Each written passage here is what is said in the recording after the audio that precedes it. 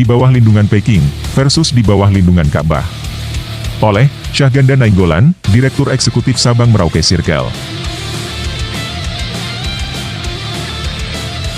Prabowo Subianto mengunjungi Cina pada 31 Maret hingga 2 April.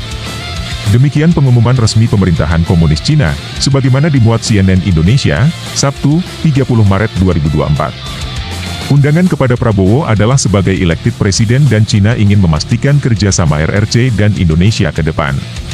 Langkah Cina mengundang Prabowo merupakan langkah kedua, setelah memberi selamat kepada Prabowo yang menyatakan diri menang Pilpres, meski KPU belum mengumumkan, 14 Maret 2024, malam.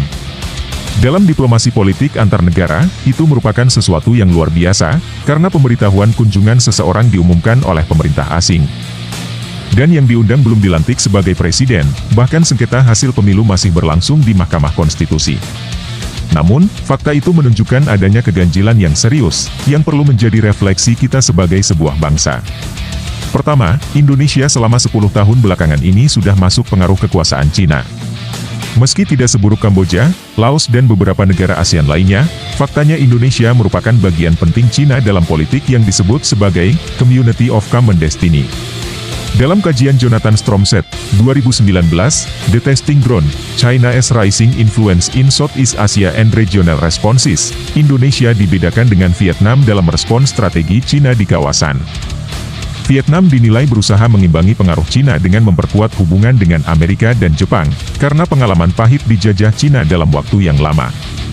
Sebaliknya Indonesia, di era Jokowi, ambisinya di bidang ekonomi berimpit kepentingan dengan strategi Cina yang melakukan ekspansi pengaruh melalui penggelontoran pinjaman atau bantuan uang besar-besaran via BRI, Belt and Road Initiative. Namun Jonathan juga memastikan bahwa belajar dari politik Zhou Enlai di era Soekarno lalu, saat ini strategi Cina mempengaruhi politik Indonesia lebih halus. Tapi menurutnya, keterlibatan politik Cina pasti nyata. Kedua, pemanggilan Prabowo oleh Cina menunjukkan arah politik keberlanjutan yang selalu diumbar Prabowo sebagai kesinambungan politik Jokowi, dan akan menjadi pembicaraan penting Xi Jinping dan Prabowo. Perlunya Prabowo bertemu Xi Jinping sebelum perkara sengketa pemilu selesai, pastinya untuk settlement kekuasaan Prabowo dalam pengaruh Cina ke depan. Sebab, jika pembicaraan antar negara secara internasional, seharusnya Cina mengundang Jokowi sebagai presiden yang sah saat ini. Mungkinkah Cina takut Prabowo tidak dapat dikendalikan setelah keputusan MK nantinya? Di bawah lindungan Ka'bah. Selama 10 tahun pengaruh Cina belakangan, umat Islam mengalami tekanan politik bertubi-tubi. Seperti pada era kolonial Belanda, ajaran Islam boleh dijalankan hanya sebatas ajaran liturgi alias ibadah. Namun, Islam sebagai ajaran kafah, yang juga menyangkut ideological view, yang mengatur hubungan negara dan masyarakat, harus dimusnahkan. Di era Jokowi, suara azan pun harus dibatasi lantunannya dalam ruang udara Republik Indonesia, tidak boleh keluar masjid. Sekularisme harus menjadi pegangan hidup. Istilah toleransi beragama diubah dari mindset kepala umat. Misalnya, membiarkan orang-orang menjual makanan, bahan daging babi dan anjing di bulan puasa. Umat mayoritas harus menghargai minoritas, dan lain sebagainya. Namun, selama ini kesadaran kita melihat, Islam tidak bisa ditundukkan oleh Portugis dan Belanda. Maka, sudah pasti Cina juga tidak dapat menundukkan Islam di Indonesia. Sehingga, selama 10 tahun pemerintahan Jokowi, ulama-ulama yang ingin mengajarkan pandangan hidup secara Islam, tetap bertahan. Meskipun selama era Jokowi telah terjadi penghapusan atau review atas ribuan perda syariah, kebebasan memakai simbol kehidupan Islami, pendegradasian narasi-narasi Islam di media sosial, dan lainnya. Suatu hal yang menjadi begitu berharga bagi umat Islam saat ini adalah adanya kesempatan mereka menampilkan calon presiden dan wakil presiden pertama sekali dalam sejarah Indonesia, yakni Anies dan Muhaimin. Kedua sosok itu mewakili Islam sebagai pandangan hidup. Sebelumnya, hampir semua presiden mempunyai pandangan sekuler. Meskipun KPU mengatakan amin kalah, namun umat Islam meyakini, sesungguhnya mereka menang, jika pemilu berlangsung jujur dan adil. Fundamental lainnya bagi umat Islam adalah sebuah kepercayaan kebangkitan Islam dalam 100 tahun, dan itu jatuh pada tahun ini, 2024. Para mujahid mengatakan, ini adalah nubuat Nabi. Artinya, suatu ajaran sakral. Islam diyakini akan memimpin Indonesia, karenanya menjadi agenda yang akan terus-menerus diperjuangkan oleh kaum ulama dengan semangat. Ini yang saya sebut sebagai, di bawah lindungan Ka'bah. Sebuah upaya terwujudnya Community of Shared Destiny versi Islam, bukan Peking. Pergolakan ke depan.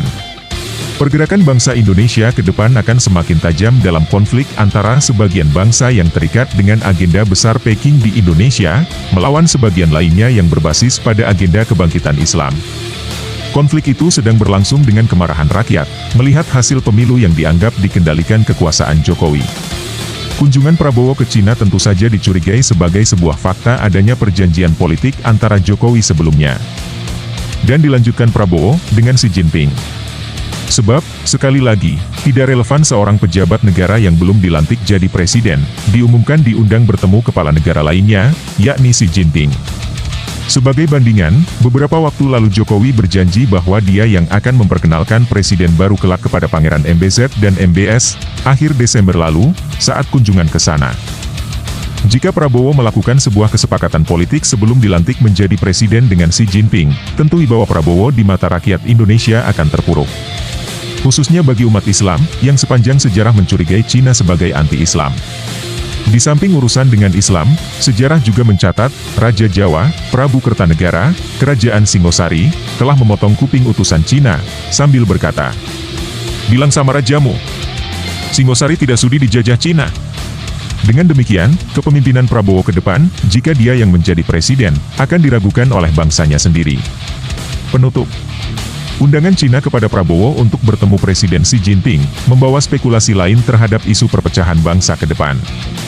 Bagaimana seorang pejabat yang belum jadi presiden, diundang negara lain sebagai next president, yang membicarakan keberlanjutan hubungan kedua negara? Apakah selama ini Indonesia sudah benar-benar tidak bisa independen dari Cina? Ini menjadi catatan kita ke depan. Di bawah lindungan Cina selama era Jokowi, tentu saja kita saksikan masyarakat Indonesia, khususnya mayoritas Muslim, mengalami marginalisasi.